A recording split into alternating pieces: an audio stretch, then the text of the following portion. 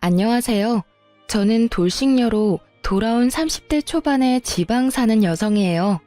남자 보는 눈이 없다는 말, 혹시 그 말에 공감하신 분이 여기 있으실까 모르겠지만 저에게 이 말은 뼈아픈 이혼의 기억이기도 해요. 아, 그리고 한 가지 더.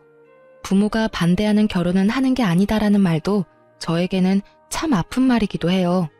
저의 결혼을 아버지가 무척 반대하셨거든요. 저와 남편은 동갑내기로 친구들의 소개로 만나게 됐어요. 남편은 제조업 종사자였고 저는 네일샵을 운영 중이었어요. 저는 어릴 때부터 공부보다는 미용에 더 관심이 있었고 그 때문에 대학교 진학은 포기했었어요. 남편은 대학교는 나왔고요. 처음에 남편을 저희 친정집에 데려갔을 때 저녁을 먹고 이야기를 나누던 아버지는 남편이 돌아가고 나서 저에게 결혼은 하지 말고 연애만 하라고 했었어요. 그렇지만 저는 그 사람을 너무 사랑했고 상냥하고 사근사근하게 저를 대해주는 그 모습에 헤어지는 건 상상도 할 수 없었어요. 결국은 제가 밀어붙여서 결혼에 성공하게 됐어요. 잘 살면 된다는 생각을 했거든요. 다들 처음 결혼할 때 그렇게 생각하잖아요. 저도 똑같았어요. 잘 사는 모습 보여주면 된다라고 쓸데없이 비장하게 생각했는데 정말 불과 3년 만에 헤어지게 될 줄 그 당시에는 상상도 못했죠. 친구들은 저희 신혼집에 대해서도 듣고는 이혼 후에 그때부터가 문제였다고 말하곤 했어요. 왜냐면 저희의 신혼집은 제가 살던 집의 전세금에 남편이 1,000만 원을 보태서 산 작은 아파트였거든요. 남편은 딱 1,000만 원을 보태줬고 대신 제 지분이 크다는 걸 감안해서 명의는 제 이름으로 되어 있었어요. 그래도 저는 개의치 않았어요. 사랑이라는 단 한마디만으로도 모든 게 설명됐던 콩깍지가 심하게 씌인 상태였으니까요. 그리고 결혼 전 남편 본가에 갔을 때 시댁 부모님이 잘 사는 편이 아니라는 걸 알고서는 모든 걸 다 이해하려고 했어요. 정말 그때는 모든 걸 다 퍼줘도 된다고 생각했는데 결혼을 하니 사람이 달라지더군요. 그것도 180도로 확 말이죠. 남편이 달라졌다는 걸 확실하게 느낀 건 첫 번째 결혼 기념일이었어요. 뭐든 첫 번째라는 건 무척 특별한 법이잖아요. 그래서 저도 그 특별한 날을 위해 며칠 전부터 무척 바쁘게 움직였어요. 우선은 백화점에 가서 평소에는 사기 힘든 비싼 브랜드의 커플 신발을 장만했어요. 두 사람의 기념일이니까 선물도 2개면 좋잖아요. 사면서도 남편이 얼마나 좋아할지 생각하며 저 스스로도 무척 즐거운 쇼핑이었어요. 딱히 남편에게 미리 말하지는 않았어요. 첫 번째 결혼 기념일을 설마 잊지는 않을 거라는 생각을 하기도 했고 서프라이즈 느낌도 좋았으니까요. 그렇게 저는 신발을 사서 몰래 숨겨두고 결혼 기념일 당일에는 스테이크와 와인까지 준비했죠. 향긋한 향초와 제가 좋아하는 장미꽃으로 식탁을 장식하고 남편을 기다리고 있었는데 남편의 귀가가 점점 늦어지더라고요. 결국은 전화를 하지 않으려고 했던 저는 걱정 반 짜증 반으로 남편의 전화번호를 눌렀죠. 남편이 전화를 받는 순간 주변에 왁자지껄한 소리가 확 귀를 파고들더군요. 순간 제 머릿속을 차지하고 있던 반틈의 걱정이 순식간에 날아가 버렸어요. 남편에게 말을 건네는 제 목소리가 제가 생각해도 차갑게 굳어있을 정도였으니까요. 어디야? 아, 나 지금 친구들이랑 놀고 있지. 오늘 좀 늦게 들어갈 것 같은데 내일 해장국이나 좀 끓여놔줘. 제가 화난 건 전혀 생각하지도 않은 남편의 밝은 목소리에 저는 더 열이 받았어요. 너 오늘이 무슨 날인지 잊어버렸어? 그렇게 물으면서도 저는 머릿속으로 왜 이렇게 중요한 날을 잊어버린 거야 하고 생각하고 있었어요. 그런데 오늘? 결혼기념일 맞지? 내뱉으려고 미리 머금었던 말들이 그 말에 다시 목구멍 안으로 쑥 밀려 들어가 버렸어요. 당연히 잊고 있어서 놀고 있는 거라고 생각했는데 알면서 놀고 있다는 말이 너무 충격이었으니까요. 제가 말을 잊지 못하니 남편이 먼저 말하더군요. 내가 안 와서 화났어? 자기가 좀 이해해. 어차피 잡은 물고기인데 기념일 꼬박꼬박 챙길 필요 없잖아. 솔직히 연애 때 챙겨준 것도 엄청 힘들었거든. 그러니까 우리 이제 이런 기념일 적당히 하자. 솔직히 연애 때 힘 다 써서 이젠 그런 거 챙길 힘도 없어. 해맑게 미친 소리를 하고 일방적으로 전화를 끊는 남편 놈을 보니 갑자기 부모님 생각이 나더라고요. 하지 마라는 결혼했다가 이 꼴이 된 것 같아서 힘든 소리도 못하겠고 열은 받았는데 풀 곳은 없고 결국은 저도 행동으로 보여주기로 했어요. 저는 제가 산 신발 선물을 꺼내 사진을 찍었어요. 그리고 그걸 SNS에 올리고 미안해 안녕 이라고 썼거든요. 남편이 그걸 보고 돌아오기만 한다면 용서해주겠다는 마음으로요. 그런데 연락 하나 없더라고요. 신경도 안 쓰고 열심히 놀고 있는 모양이더라고요. 부글부글 끓는 마음으로 남편을 기다렸는데 기다리는 남편은 오질 않고 문자 하나가 먼저 도착하더군요. 42만 5천 원이라는 금액의 술값 문자요. 남편은요, 남들이 우쭈쭈 하는 거에 약해 빠져서 누가 엉덩이만 살살 긁어주면 자기가 뭐라도 됐냥 큰 돈도 결제하곤 했어요. 그리고 주변의 나쁜 친구들은 모두 그걸 알고 이용해 먹는 거였고요. 결국은 자기가 대단한 사람이 됐다며 정신승리까지 하기도 했죠. 결혼 전에는 제가 하지 말라고 하면 안 하더니 결혼하고 나니 다시 그 친구들과 친하게 지내게 됐나 봐요. 이것도 잡은 물고기에는 밥을 안 준다는 생각의 연장인 거겠죠. 잠을 자야 하는데 머릿속이 부글부글 끓으며 잠이 너무 오지 않더라고요. 더 또렷해지기만 했죠. 그리고 문이 열리고 남편이 들어오는 소리가 들렸어요. 인사불성에 빠져서는 들어오자마자 씻지도 않고 침대에 누워 바로 자더군요. 그 모습에 더 화가 난 저는 다음날 날이 밝자마자 코골며 자는 남편 놈을 남겨두고 신발을 포장된 그대로 가지고 그걸 샀던 백화점 매장으로 향했어요. 그리고 남편 것만 반품 처리했어요. 어차피 신어보지도 않은 거였으니. 그리고 저는 반품한 남편 신발값으로 제 옷이랑 액세서리를 샀어요. 백화점에서 코스 요리까지 먹고 집에 왔는데 남편이 어디 갔었냐며 난리더군요. 아침부터 어디 갔던 거야? 해놓으라는 해장국도 안 해놓고. 어제 결혼기념일 안 챙겼다고 설마 삐쳐서 밥도 안 해놓고 남편 굶긴 거야? 웃기지도 않게 상전 노릇하고 있는 남편 놈을 보니 사그라들었던 화가 다시 활활 타오르더라고요. 그래, 당신이 안 챙겨준 결혼기념일 챙기려고 나 혼자 쇼핑이나 하고 맛있는 거 먹고 왔어. 그러면서 저는 제가 산 물건들 가방을 주르륵 늘어놨어요. 남편이 기웃거리며 자기 물건을 찾는 꼴이 너무 웃겨서 웃음이 나올 뻔했어요. 근데 왜 자기 것만 사왔어?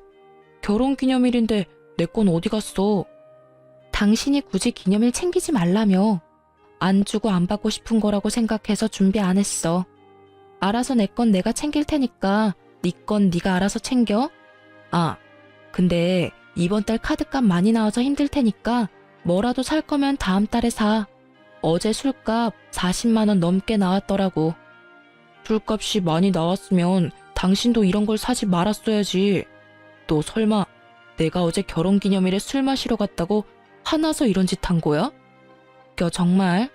술값을 많이 쓴 건 너잖아. 근데 왜 내가 당신 때문에 아껴 써야 하는데? 나도 돈 벌고 있어.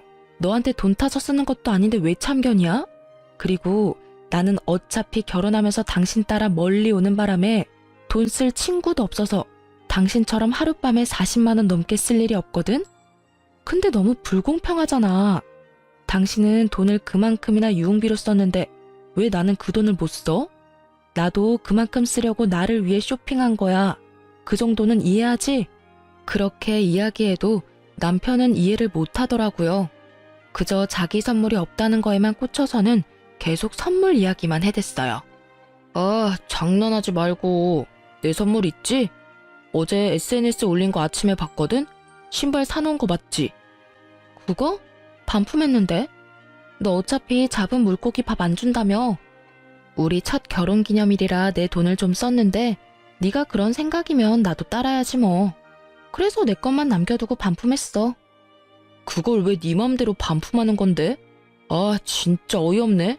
아니, 무슨 생각으로 샀다가 반품을 한 거야? 이래서 못 베어먹은 것들은 티가 나. 아무것도 아닌 일에 금방 토라져서는 이런 일이나 벌이고 머리 빈 여자랑은 결혼하지 말았어야 했는데 내가 바보지. 어휴. 그래, 나 고등학교도 겨우 졸업했어. 근데 내가 산 물건 내가 처분하는 게 왜 안 되는 건데? 네 돈 주고 산 것도 아니잖아. 반품을 하든 태워 먹든 네가 무슨 상관이야? 그리고 못 배운 여자들이 금방 토라진다는 건 또 무슨 어이없는 소리고? 당신이야말로 편협하고 쪼잔한 남자지. 오히려 저를 깔아내리며 상식 이하의 여자로 만드는 남편을 향해 분노로 가득 차 소리쳤어요. 엄청 화가 나는데 머리는 차분해지더라고요. 마치 얼음물을 뒤집어 쓴 것처럼요. 아니, 사줬다가 반품하는 것도 웃기잖아.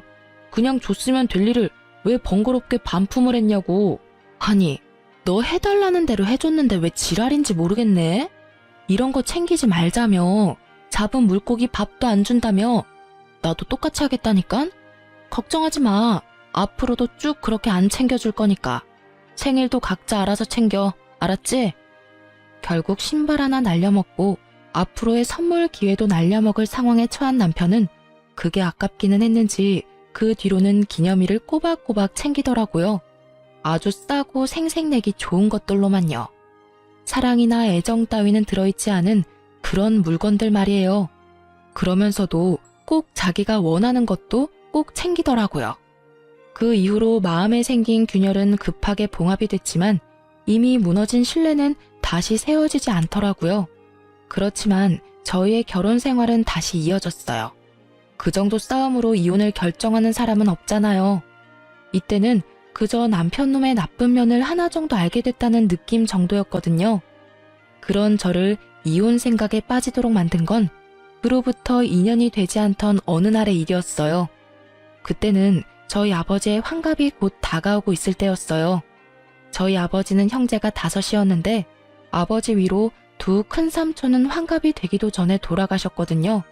그래서 저희 가족에게 환갑은 무척 중요한 행사이기도 했어요.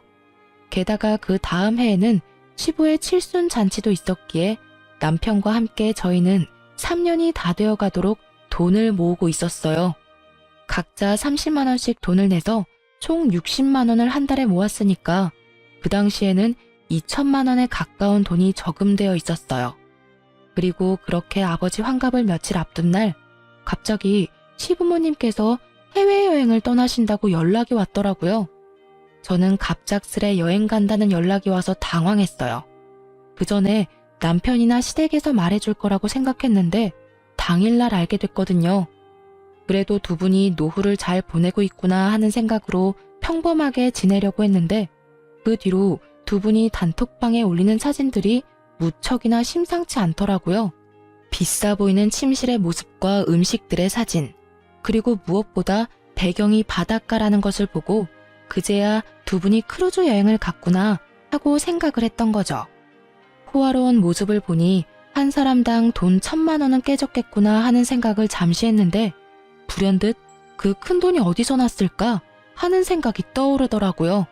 시댁이 원래 그다지 부유한 집안은 아니었거든요. 콕 집어 말하자면 돈을 악착같이 아끼며 사시는 분들이라 저렇게 비싼 것들을 살 성격도 못 되시는데 말이죠. 여행이라면 관광버스에 10,000원 주고 가는 것만 생각하시던 분들인데 갑작스러운 크루즈 여행이라니. 게다가 옷도 다 새로 사서 입었는지 무척 비싼 옷을 입고 있더라고요. 저는 순간 쎄한 느낌이 등골을 스치는 걸 느꼈어요. 시부모가 로또에 당첨된 게 아니라면 무슨 일이 생긴 게 틀림없다는 생각으로 남편에게 조심스레 물어봤어요. 근데 당신 시댁 어른들 무슨 돈이 있으셔서 크루즈 여행을 가셨을까? 평소에는 비싼 음식 먹기만 해도 경기를 하시는 분들이시잖아. 아, 그거? 내가 돈 좀 보태드렸어. 명색이 아들인데 이럴 때 효도 좀 해야지. 안 그래? 아버지 칠순도 얼마 안 남고 해서 말이야. 저는 그 말에 화가 났어요. 그렇지만 뭐라 할 수는 없었어요. 자기 부모님 여행 보내드리는데 자기 돈 보태는 거 제가 뭐라고 할 수 있는 상황이 아니잖아요. 그렇지만 우리는 부부고 서로 경제권을 완전히 묶은 건 아니지만 큰 돈 들어가고 나가는 거는 서로에게 알리는 게 좋잖아요. 그래서 제가 남편에게 한마디 했어요. 부모님 여행 보내드리는 거 나도 찬성이긴 한데 그렇게 큰 돈 쓸 거면 미리 나한테 말 좀 해줘야 하지 않아? 게다가 여행 가시는 걸 당일날 아는 것도 좀 그렇고 그런 건 미리 좀 말을 해줘. 어차피 다시 모으면 되잖아. 금방 돈 모았는데 또 금방 모이겠지. 그 말에 저는 잠깐 머리가 멈췄어요. 제가 뭘 들은 건가 싶었거든요. 다시 모으자니 뭘? 재차 확인하는 제 모습에 남편은 태연스럽게 말하더라고요. 우리 한 달에 30만 원씩 총 60만 원씩 모으던 거 있잖아. 그 돈으로 크루즈 여행 티켓 끊고 옷도 사드렸지. 비싼 데 가면 비싼 옷도 입어줘야 하니까. 그 말은 우리가 모았던 2천만 원을 시부모 크루즈 여행에 보탰다는 말이었어요. 저는 완전 빡쳐서 남편에게 꽥 소리를 질렀어요. 그 돈을 왜 네가 멋대로 써? 그건 네 돈이 아니라 우리 돈이야. 너랑 내가 모은 돈. 너 그거 얼마나 썼어? 통장에 있는 돈 다 썼어. 야, 쪼잔하게 그딴 걸로 이렇게 화내는 거 좀 아니지 않아? 쪼잔? 말 그따위로 할 거야? 우리 아버지 환갑이 곧 내일 모레야. 어떻게 할 건데? 그때 드리려고 악착같이 모은 돈을 네가 왜 다 날려? 너 말 이상하게 한다. 무슨 돈을 다 날려? 넌 시댁에 쓴 돈도 날렸다고 하는 거야? 어이구, 그러면서 자기 부모님 환갑은 얼마나 챙기는지. 어차피 환갑 요새 중요하지도 않은데 그냥 넘어가면 될 일이지. 뭘 그렇게 목숨 걸듯 이야기하고 난리야? 뭐가 그리 당당한지 얼굴 빳빳하게 쳐들고 저한테 한 소리 하는 남편놈의 얼굴에 진짜 돌아버리겠더라고요. 내가 분명히 말했잖아. 우리 큰아버지들 다 환갑되기 전에 돌아가셔서 우리 집에서는 환갑도 중요하다고. 아니, 이렇게 네 멋대로 살 거면 결혼을 왜 했어? 이딴 식으로 행동할 거면 우리 이혼해. 이혼? 나는 절대 이혼 못해. 아니지, 안 해. 내가 도대체 뭘 그렇게 잘못했길래 이혼 이야기까지 하는 건데? 내가 못할 말을 했어? 나쁜 말을 했어? 이혼하면 내가 힘들까? 네가 힘들까? 뭘 알고나 떠들어야지. 무식하면 용감하다더니 네가 딱 그 꼴이야. 배운 게 없으면 가만히나 있던지 쓸데없이 나대고 난리야. 나는 너처럼 돈밖에 모르는 여자 딱 징그러워. 완전 과대망상 환자 아니야? 아니, 그 돈 좀 썼다고 이런 식으로 사람을 몰아? 남편놈의 그 말이 저에게는 진짜 인연 끊자는 식의 막말로밖에 들리지 않았어요. 그럼 무식하고 돈밖에 모르는 징그러운 여자랑 왜 이혼은 안 해주는데? 그렇게 답답하고 열받으면 왜 나랑 살아? 배운 거 많고 돈에 초연한 그런 여자랑 살던지. 아, 맞다. 너 나한테 빨대 꽂으려고 결혼한 거지? 그래. 그러면 다른 여자 찾기 힘들겠지.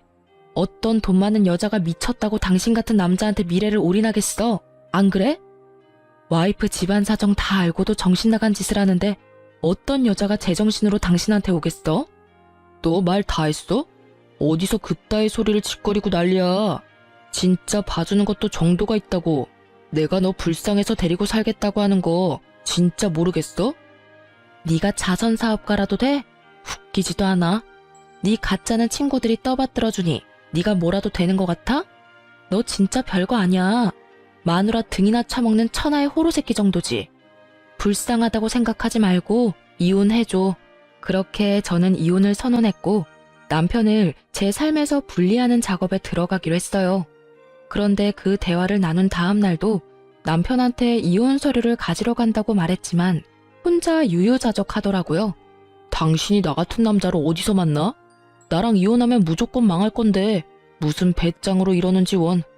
내가 넓은 마음으로 용서해 줄 테니까 나한테 미안하다고 하고 끝내. 어?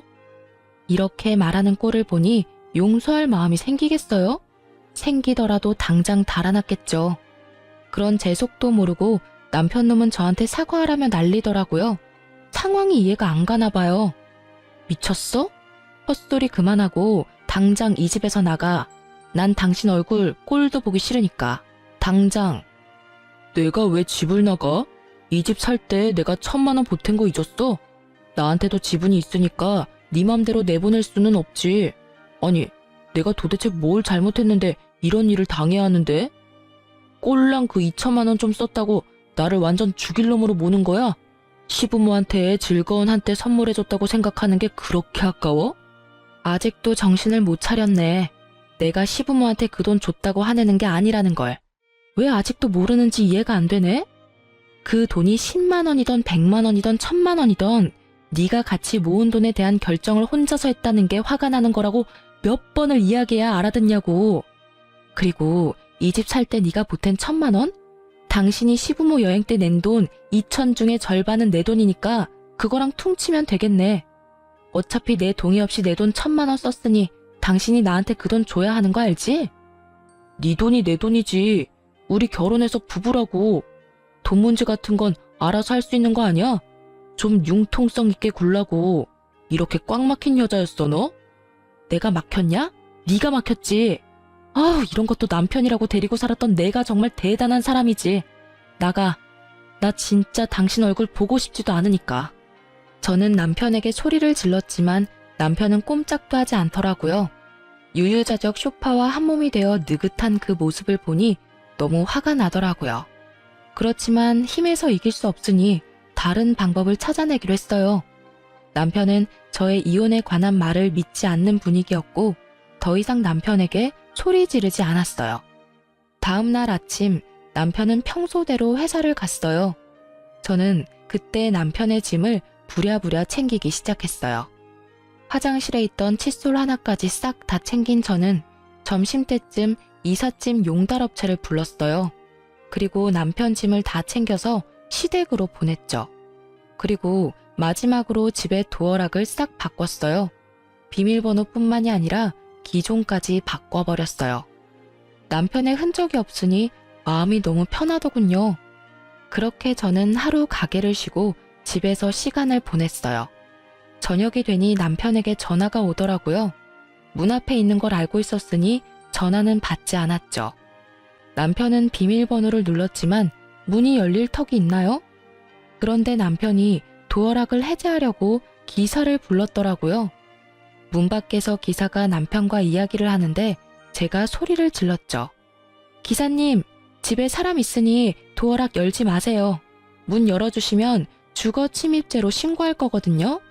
그리고 옆에 있는 남자분께 여기 더 이상 네 집 아니니 시댁으로 가라고 전해주세요. 제 말에 밖에서 소리가 나더니 결국 기사가 돌아간 듯 하더라고요. 남편은 집에 들어오지 못한 채 밖에서 고래고래 고함을 질렀죠. 야, 문 안 열어? 지금 장난치는 거야 뭐야? 빨리 열어. 열셀 때까지 안 열면 진짜 너 험한 꼴 볼 줄 알아? 이 무식한 여자야. 문 열 생각 없고 짐은 하나도 빠짐없이 시댁에 보냈으니 거기서 지내. 이혼 서류는 내일 보낼게. 장난쳐? 당장 문 열라고. 네가 뭔데 집 문을 걸어 잠궈? 고래고래 소리를 지르던 남편 놈은 옆집 사람의 항의에 결국 꼬리 내리고 시댁으로 가더군요. 저는 속이 시원하더라고요. 남편 놈 얼굴 안 보는 게 어찌나 속이 시원하던지. 다음날 저는 이혼 서류도 시댁에 보냈어요. 시부모님이 안 계시니 그 사이에 해결할 생각이었죠. 그런데 며칠 뒤 크루즈 여행에서 돌아온 시모가 저에게 전화를 했어요. 얘야, 여기 무슨 서류가 왔는데 이혼 서류라고 하는구나. 혹시 너희들 무슨 일이 있니? 우리 집에 아버 모시며 짐까지 다 보내놓고 여기서 회사를 다니고 있으니 대관절 이게 다 무슨 일이야? 어머님, 이런 말씀 드리기 전에 해결하려고 했는데 그 사람이랑 저 이혼하기로 했어요. 지금은 저만 이혼을 원하는 상태고 남편이 계속 거부하면 소송할 거고요. 왜 갑자기 이혼을 해? 너희 그렇게 잘 지내놓고선. 시모의 놀란 목소리가 들렸어요. 저는 시모에게 다 털어놓기로 했어요. 시댁에서도 이제는 알아야 할 상황이기도 했고요. 그 사람이 저희가 같이 모은 목돈을 몰래 혼자 다 썼더라고요. 다른 건 다 용서해도 그건 좀 아니잖아요. 개인 돈도 아니고 우리가 같이 사용하는 돈을 어떻게 그렇게 함부로 사용할 수 있어요? 그럴 리가. 걔는 절대로 그런 애가 아니야. 설마 그렇다 하더라도 필요한 곳에 썼겠지. 필요한 곳이기는 했죠. 두 분 호화 크루즈 여행 갈 때 쓴 돈이 그 돈이거든요. 저도 두 분 여행 보내드리는 거에 불만은 없어요. 그런데 사용할 거라면 최소한 미리 저한테 이야기라도 해야 하지 않나요? 그런데 저는 어머님이 사진 보내기 전까지 여행 가는 거에 대해 아무것도 몰랐어요. 게다가 그 돈은 저희가 양가 부모님 잔치 때 쓰려고 모은 돈이었어요. 특히 저희 아버지 환갑이 바로 코앞인데 그 돈 다 써버려서 저는 지금 해드릴 수 있는 게 없고요. 아니, 이런 걸 다 떠나서 최소한 저한테 미안한 감정이라도 가져야 하는 거 아니에요? 아예 저를 무식하고 돈만 밝히는 여자라고 얼마나 고래고래 소리를 치는지. 그래서 이혼하기로 했어요. 제 말에 시모가 꿀먹은 벙어리가 되더군요. 그 2천만 원을 두 분께 쓴 거 아깝다고 생각하는 거 절대 아니에요. 만약 아버지 환갑이 아니었으면 두 분께 충분히 그런 선물 드릴 수도 있는 상황이었고요. 그런데 그 큰 돈을 같이 모은 사람에게 한마디의 상의도 없이 써버리는 건 그 사람 잘못이 틀림없다고 생각해요. 아니, 잘잘못을 가릴 필요까지도 없이 그냥 제가 그런 사람을 견디지 못하겠어요. 앞으로 집을 옮기거나 사업 때문에 큰 돈이 생기면 이번처럼 똑같이 자기 원하는 대로 돈을 쓰지 않겠어요? 하나를 보면 열을 한다고 제가 봤을 때는 그럴 만한 사람이거든요. 얘야, 우리는 그런 건 생각도 못하고 나는 그저 아들이 개인적으로 모은 돈이라고 생각했어. 내가 생각해도 그게 나쁜 일이기는 한데 그것만으로 이혼하는 건 너무 성급하지 않니? 오해가 있을지도 모르고 또 다르게 생각하면 이해해 줄 수 있을 법도 하고. 그거 하나만으로 헤어지자고 하는 건 아니에요. 그 사람은 저한테 무식하다거나 배워먹지 못했다거나 그런 말을 서스럼없이 쓰거든요. 게다가 제가 하는 말을 하나도 신경 써서 듣지를 않아요. 저희 가족 대대로 환갑을 못 넘긴 분들이 많아서 우리 집은 환갑잔치 중요하게 생각한다고 몇 번을 말했는데도 환갑잔치 2주 앞두고 이런 짓을 벌였으니까요. 와이프를 얼마만큼 아래로 보면 장인어른을 이렇게 홀대하는 걸까요? 이야기를 듣던 시부모도 제 말에는 아무런 말도 더 이상 잊지를 못했어요. 이건 서로 이해하라는 선을 떠난 무척이나 감정적인 상황이 되어버렸으니까요. 예, 며느라가 미안하다. 우리는 그런 것도 모르고. 내가 이놈한테 단단하게 일러놓으마.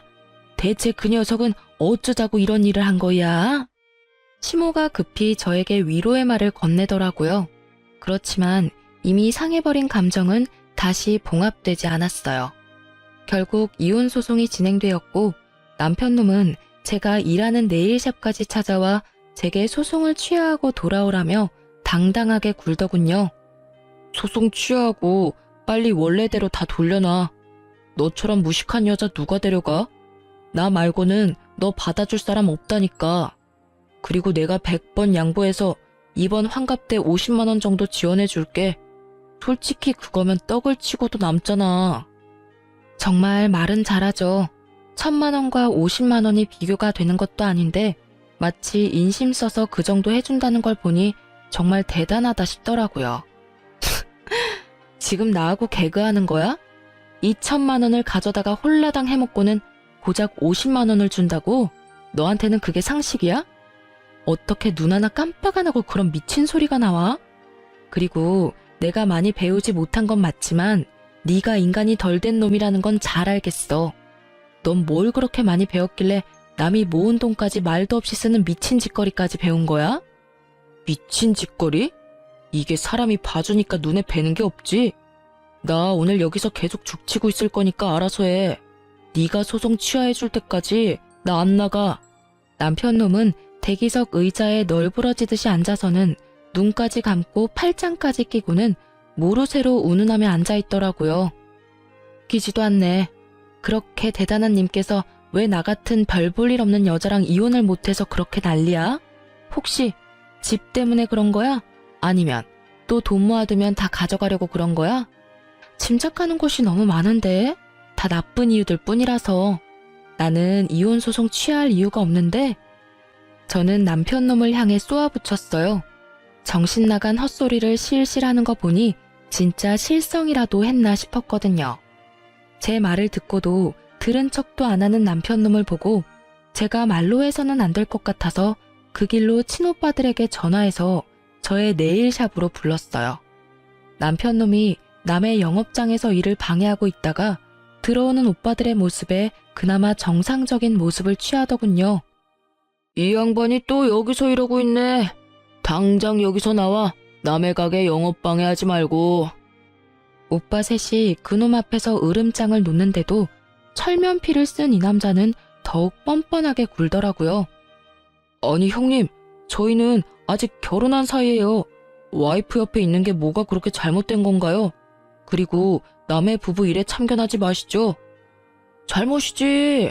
동생이 싫다는데 계속 이러는 거 스토킹인 거 몰라? 그리고 우리는 처음부터 널 우리 가족으로 생각한 적 없어. 동생이 너무 원해서 결혼을 시켜준 것뿐이고 다행스럽게도 이제라도 헤어진다는데 당연히 도와줘야지. 그러니 더 이상 동생 괴롭히지 말고 썩 꺼져. 괴롭히기는 누가 괴롭혔다고 그럽니까? 그냥 오해가 좀 쌓인 것뿐이라고요. 이야기하다 보면 다시 돌아올 일이고 다시 얼굴 맞대고 살다 보면 좋아질 일이고. 마치 자신은 하늘을 우러러 한 점 부끄럼 없다는 듯 당당하게 말하는 걸 보니 제 뱃속이 다 꼬이더라고요. 좋아지기는 혼자 김칫국 마시지 말고 나가라니까. 한 번만 더 우리 동생 괴롭히면 그때는 주저하지 않고 경찰에 신고할 테니까 알아서 하라고. 결국 3명의 오빠들에게 한 소리 거하게 들은 남편놈은 투덜대며 돌아갔어요. 저는 오빠들에게 너무 미안한 마음뿐이었어요. 그렇지만 오빠들은 역시 제 편이더라고요. 저 자식 또 오면 우리한테 전화해. 어차피 우리 다 근처에 있잖아. 우리 없으면 아버지 불러도 되고. 아빠는 너무 미안해서 못 불러. 그렇게 반대하는 결혼했었는데 이제 와서 도와달라고 하는 것도 죄송스럽고. 걱정하지 말래도 아빠가 너한테 쏟는 애정이 보통은 아니잖아. 그러니까 다음에 이런 일 있으면 아버지 불러. 알았지? 저는 오빠의 말대로 하기로 했어요. 그리고 남편놈이 사업장 근처에 얼씬거리기만 해도 오빠들을 소환했어요. 그리고 그렇게 얼마 지나지 않아서 남편놈은 체념한 건지 더 이상 오지 않더라고요. 그리고 이혼 판결이 났어요. 어차피 결혼 생활도 길지 않았고 재산 분할은 예상한 바와 크게 다르지 않더라고요. 그 집은 제 품에 돌아왔지만 사실 더 이상 살고 싶은 마음도 없었고 그 집이 제가 원했던 집도 아니었거든요. 그저 전 남편 사정에 맞춰 찾은 집이었을 뿐이니까요. 그래서 소송 끝나고 법률 관계 정리 끝나고 나서는 후다닥 집부터 팔아버렸어요. 그런데 이렇게 모든 게 깨끗하게 끝났으면 좋았을 텐데 갑자기 전 남편이 제 가게로 다시 찾아왔더라고요. 구질구질하게 구는 남편놈 때문에 진절머리가 날 지경이었지만 가게에서 난동을 피우며 헛소리를 하더라고요. 아니, 왜 네가 집을 가져가? 그 집 살 때 나도 돈 1,000만 원 낸 거 알잖아. 그러면 나한테도 뭐 좀 떨어져야 하는 거 아니야? 이건 한참 잘못됐어. 소송이 잘못된 거라고. 게다가 애초부터 잘못은 네가 했는데 피해는 내가 봐야 하는데 둘이 같이 모은 돈이니 내가 어떻게 쓰던 네가 따라와주면 될 일이잖아. 네가 이해심이 모자라서 이혼을 하게 됐는데 피해는 왜 내가 받아야 하냐고. 구구절절 하는 말마다 내게 잘못을 떠넘기는 걸 보니 여전히 반성이라고는 하나도 안 하고 있더라고요. 그 이야기를 듣고 있던 제가 열받아서 한 소리 하려는데 네일샵 안쪽으로 아버지가 들어오시더라고요. 제가 이혼한 걸 최근에 알게 되신 아버지는 남편놈이 저번에 가게에서 난동 피운 걸 오빠들에게 듣고서는 이렇게 제 작업장 근처에 항상 계셨거든요. 남편놈 오면 꼭 한마디 해줄 거라고 말이죠. 전 남편은 이제는 눈에 뵈는 것도 없는지 제 아버지를 보고도 남편놈은 뻔뻔하게 굴더라고요. 그래도 큰 소리를 치지 못하는 눈치였어요. 아니 이게 누군가? 내 딸하고 이혼한 사람 아닌가? 그런데 왜 여기 있어? 애저녁에 똑똑하고 마음씨 넓은 여자 찾아 떠난 줄 알았더니. 아니 장인어른, 어르신도 생각해보세요. 이 상황이 제가 잘못해서 벌어진 일이냐고요. 저는 우리 부모님께 효도 한번 한 것뿐이고 솔직히 결혼했으면 시댁 부모 챙기는 것도 당연하잖아요. 그런데 왜 제가 이혼을 당하고 집까지 뺏겨야 하는지 이해가 안 돼서 그럽니다. 그래, 각자 부모 챙기는 건 당연하지. 그런데 그럴 거였으면 자네 돈으로 효도하지 그랬어. 마누라 돈으로 생색냈으면서 사과는커녕 뻣뻣하게 굴지 않나. 그리고 무식하다고 욕할 때는 언제고 지금 여기 와서 이러고 앉아있어. 절이 싫으면 중이 떠나는 법이지. 자네가 집 가진 우리 딸이 싫으면 자네가 떠나는 게 맞지 않나. 설마 이제 와서 사랑 같은 정신 나간 소리 하려는 건 아닐 거고. 그럼 그 집이 그렇게 아깝나? 그렇게 말씀하시면 안 되죠. 소송 자체부터가 잘못된 거라고요. 저는 하늘에 맹세코 잘못한 게 없고 왜 피해는 제가 고스란히 다 받아야 되는지 모르겠습니다. 와이프가 시댁을 모시지 않은 게 더 큰 잘못이라고요. 그러니까 같이 살던 집의 절반은 제 것이나 다름없고요. 그게 무슨 말도 안 되는 소리야. 잠깐 기다려봐라. 그래, 자네가 그 집 마련할 때 얼마 냈지? 딱 1,000만 원이라고 알고 있네. 그렇다면 자네가 쓴 2,000만 원에 대해 아무 책임을 물지 않을 테니 자네도 그 집에 쓴 1,000만 원에 대해서는 아무 책임을 묻지 말게. 계산은 그거로 끝이야. 그렇지만 저도 재산 형성에 크게 도움이 됐다고요. 그 부분을 인정을 안 해주시니까. 제가 돈을 벌어서 엄한데 썼겠습니까? 다 가족을 위해서 쓴 거지. 그러니 재산 형성에 도움이 된 거잖아요. 야, 네 그 쓰레기 같은 친구들한테 한 달에 100만 원을 뜯기는 호구가 너야. 그 친구들이 너 좋아서 네 옆에 있는 줄 알지? 다 네가 돈을 그만큼 쓰니까 옆에 붙어서 알랑거리는 거지. 돈 없어 봐. 네 옆에 있겠어? 그래놓고 뭐? 가족을 위해서 썼다고? 결혼하고 기념일마다 날 챙겨주기를 했어? 선물을 사주기를 했어? 아무것도 해준 것도 없는 주제에 뚫린 입이라고 막말한다 이거지? 재산 형성에 도움이 돼? 지랄하네. 돈 한 번 갖다 주지도 않고 쓰기만 한 네가 무슨 자격으로 여기 와서 이러고 있는 거야? 그러고도 네가 인간이냐? 야, 네가 아무것도 몰라서 그러는데 나도 충분히 남편으로서 부부의 일원으로 재산 형성에 도움이 됐다고. 그리고 친구들한테 돈 쓰는 건 유흥비라고. 너랑 외식할 때도 돈 냈잖아. 어디서 못 배운 티를 내? 네가 뭐 법률적으로 아는 게 있긴 해? 어디서 주워들어가지고 어림짐작하는 것 같은데 제발 좀 제대로 알고 이야기를 해. 결국은 아버지 앞에서도 못 배웠네 어쩌네 입을 놀린 남편놈을 보며 저는 눈앞이 캄캄하더라고요. 그 이야기를 듣던 아버지가 한 소리 하더군요. 그래, 자네 말대로 우리 딸이 배움이 부족하기는 하지. 그런데 그렇게 부족한 우리 딸에게 많은 게 하나 있어. 이제 와서 자네한테 이런 말 하는 게 미안해서 말 안 하려고 했는데 말이지. 우리 딸은 돈복이 많지. 자네가 있는 이 건물이 누구 것인지 모르지?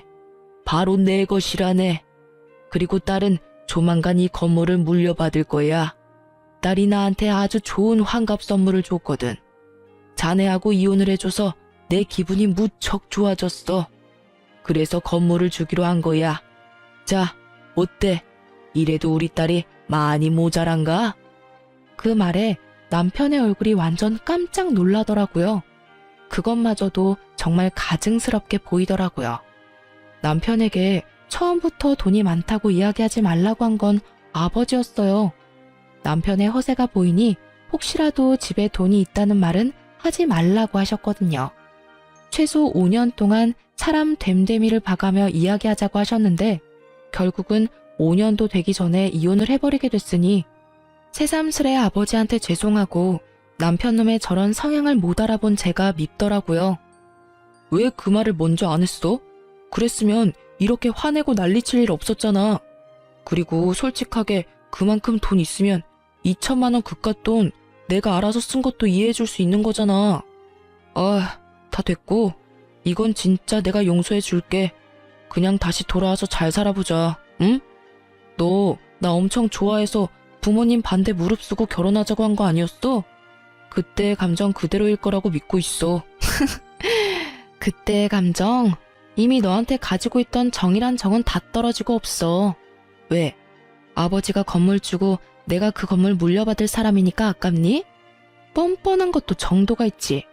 네가 쓴 그 돈에 우리 아버지 환갑 여행 비용도 있었다는 걸 알면서도 네가 뻔뻔하게 우리 아버지 건물을 욕심내? 내 눈에 흙이 들어와도 너랑 재결합할 일은 없어. 얼굴도 보고 싶지 않은데 너랑 무슨 재결합이야? 지금 당장 경찰에 신고 안 하는 것만으로도 넌 나한테 고마워해야 할 상황이라고. 제가 하는 말에 뻔뻔했던 남편놈의 낯짝이 결국에는 무너지더라고요. 울며 불며 매달리는 게 아니라 이 와중에도 저희 아버지 눈치를 보더라고요. 장인이 가진 돈이 그리도 탐이 났는지 그걸 보니 새삼 저런 놈을 선택한 제 두 눈이 문제가 있었던 게 아니었나 싶더라고요. 그런 남편의 눈에 담긴 욕심을 읽었는지 아버지가 전 남편에게 한마디 하더라고요. 나도 자네에게 무척 고마운 마음을 가지고 있네. 이번 환갑 때 내게 쓸 돈을 자네가 다 쓰는 바람에 딸이 이렇게 정신을 차리고 집으로 돌아오지 않았는가. 그러니 고맙지.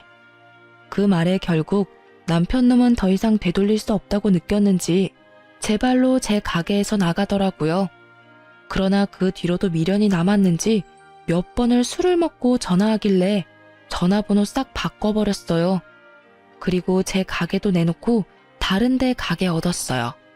나중에 우연히 소식을 접했는데 시댁 크루즈 비용은 우리가 모은 돈으로 다 써버리고 시부모 옷값과 쇼핑에 든 카드값들은 결국 못 갚아서 빚이 터져버렸다고 하더라고요.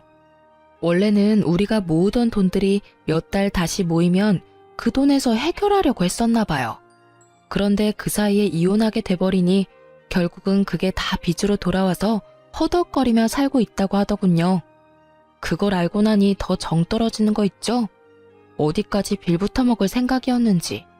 게다가 어디까지 말 안 하고 또 돈을 홀라당 써버리려고 했는지. 제게 빨대꽂으려 했다는 걸 알고 나니 참으로 이혼한 게 다행으로 느껴졌어요. 이혼 후 몇 년이 지난 지금은 저도 좋은 사람과 좋은 관계를 맺고 있는 중이에요.